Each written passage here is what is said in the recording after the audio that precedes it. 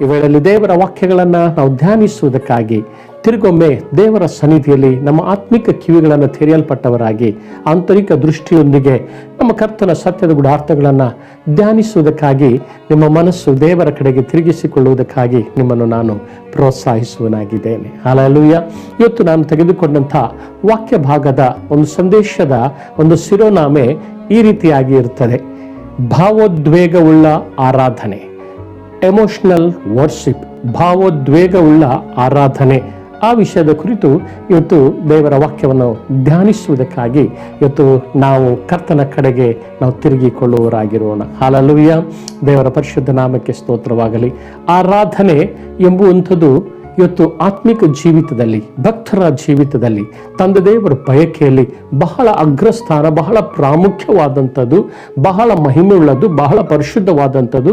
ಅದು ದೇವರಿಗೆ ಅತಿ ಶ್ರೇಷ್ಠವಾದ ಭಾಗ ಎಂಬುದಾಗಿ ನಾವು ಕಾಣುವರಾಗಿದ್ದೇವೆ. ದೇವರಿಗೆ ಸ್ತೋತ್ರವಾಗಲ್ಪಡಲಿ. ಆರಾಧನೆ ಎಂಬುದಾಗಿ ನಾವು ನೋಡಿಕೊಳ್ಳುವುದಾದರೆ ಸತ್ಯವೇದಗಳಲ್ಲಿ ಅದಕ್ಕೆ ಅನೇಕ ರೀತಿಯ ವ್ಯಾಖ್ಯಾನಗಳನ್ನು ನಾವು ಅಲ್ಲಿ ಕಾಣುವರಾಗಿದ್ದೇವೆ. ದೇವರಿಗೆ ಸ್ತೋತ್ರವಾಗಲ್ಪಡಲಿ.